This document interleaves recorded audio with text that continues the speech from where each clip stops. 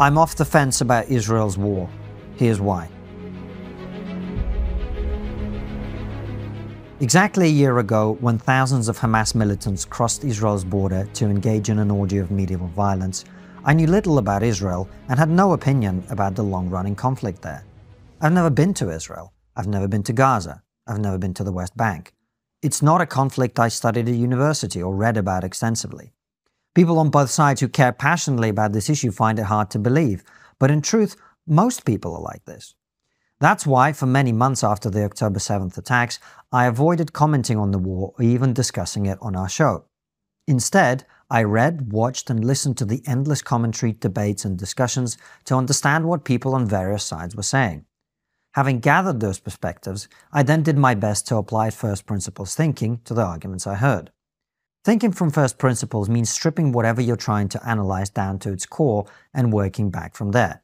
Context is extremely important to understanding, but when it comes to highly emotive situations like this one, people often flood you with emotional context which does not support the argument they're actually making. There are some obvious examples in this debate which we will address shortly. First principles thinking helps you see the structure of arguments. The logic of an argument is like the skeleton of a body. You cannot see it from the outside, but it is usually the cause of why the body moves the way that it does. Getting to the skeleton of an argument is essential to understanding it.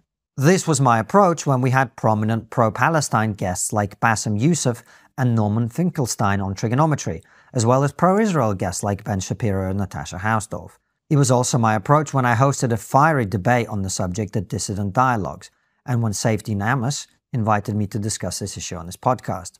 So what does first principle thinking tell us about the conflict? First, the easiest way to understand a complicated problem is to find a comparable situation about which you already know what to think. For example, if we accept that October 7th was a terrorist attack, as I believe most people do, the obvious approach would be to compare it to other terrorist attacks in recent history.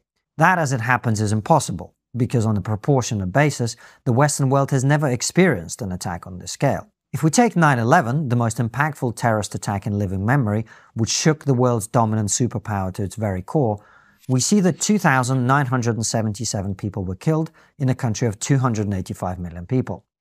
On October 7th, approximately 1,200 people were killed in a country of just 9 million people. Some keep calling October 7th Israel's 9/11. That isn't remotely true. If October 7th was Israel 9/11, on a per capita basis, only 100 people would have been killed.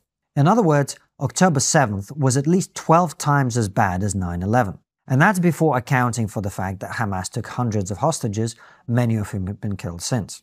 So the obvious question is, if thousands of armed Mexicans had penetrated the southern border of the United States, killed 36,000 Americans, and dragged off thousands of hostages, how would America have reacted?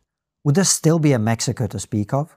Whatever your view of the history of this conflict, I believe the logic of this is impenetrable. However, there are some persuasive arguments from the anti-Israel camp which are aimed at contextualizing October 7th. Let's look at them. Number one, history did not start on October 7th. The crux of this argument, when broken down to its central premise, is that the state of Israel is illegitimate. In this conception, Israel was created because land belonging to Palestinians was taken by Western powers and given to European Jews fleeing the Holocaust. Palestinians were not consulted, did not give consent, and found themselves kicked out of their homes. Israel is a settler colonial state. 2. October 7th was a response to Israeli brutality and oppression. Those of you who watched my debate with Safety Namus will recall that he made this argument repeatedly. The people of Gaza and the West Bank are treated so badly, he argued, the response we saw on October 7th was totally understandable. An act of resistance aimed at redressing the wrongs they have suffered. 3. Israel is killing civilians. The scenes of parents pulling their children out of rubble speak for themselves. 4. Israel is engaged in indiscriminate attacks, which is why so many innocent people are dying. This argument aims to prove that Israel is the bad guy in this war because it is killing lots of people, either deliberately or due to a callous disregard for the lives of Palestinians. These are, to the best of my knowledge, the 4 principal arguments made by the anti-Israel side. If there are others, please let me know in the comments and I will address them in a follow-up video. Let's go through the arguments one by one, and for the sake of argument, let us accept that every point in each argument is valid and historically accurate. I know many viewers will find this objectionable, but I believe the best way to unpack this entire discussion is to take people's arguments as valid and see if they make sense. The first argument, whose central premise is that Israel is illegitimate, seems to be at the core of every debate.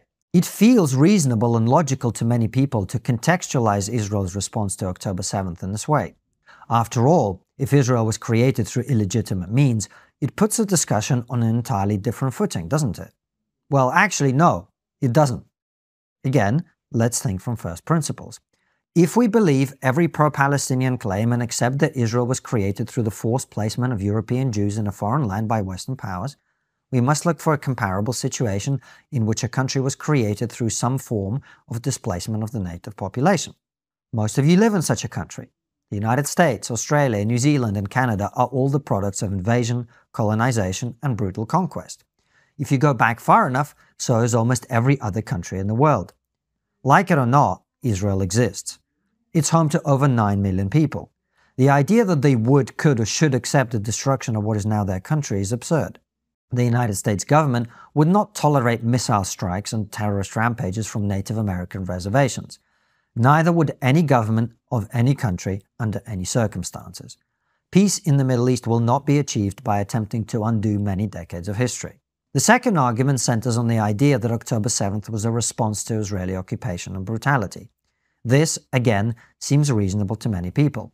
After all, what would it take for you to behave the way Hamas did on October 7th? The problem with this argument is that what happened on October 7th was not an attempt to weaken Israel militarily. It was not an attempt to break Hamas militants out of Israeli jails. It was not an attack on the Israeli Defense Force.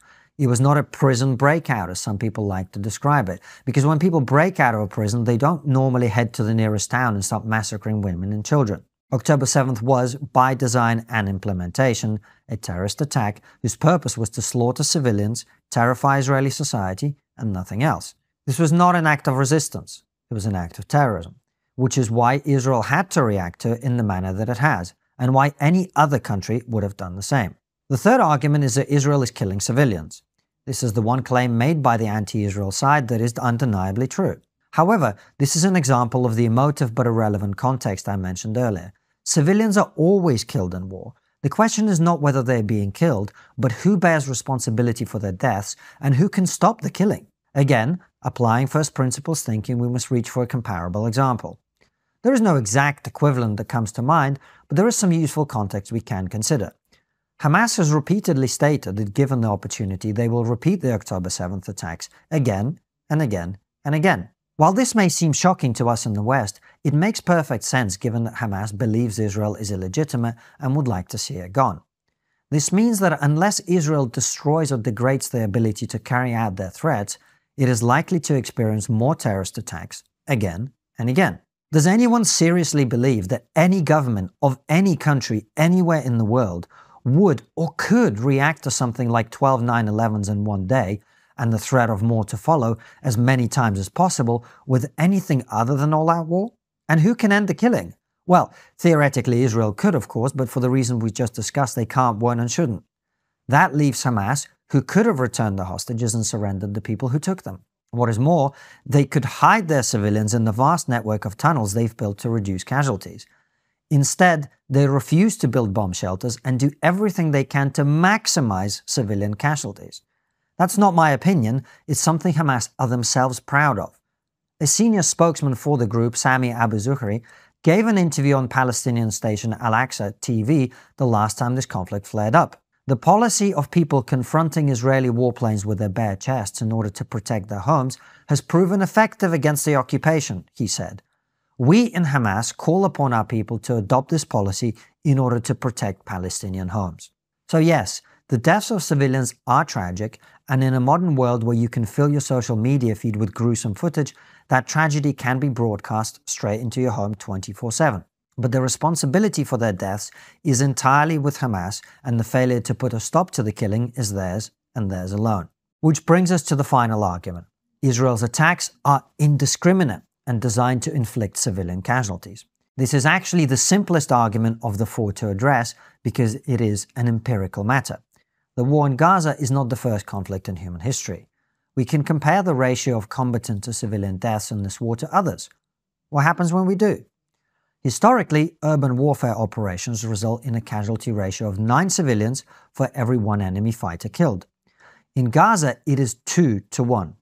In other words, despite the deliberate attempts by Hamas to increase the number of civilian casualties, Israel has been extraordinarily successful in reducing them. This doesn't mean that there won't be incidents in which innocent Palestinians are killed, and, as in any war, there will likely be war crimes committed by both sides. But overall, the numbers don't lie. If you need further evidence that claims of Israel's indiscriminate attacks are nonsense, just look at the way various commentators reacted to what has been dubbed Operation Grim Reaper. Thousands of Hezbollah pages were rigged with explosives and then detonated simultaneously, killing and injuring thousands of terrorists and a small number of bystanders.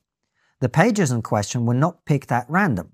Israel specifically selected a batch of senior Hezbollah operatives.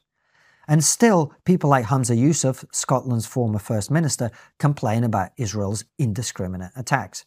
This was definitionally the most precise, targeted and surgical large-scale anti-terrorist operation in human history.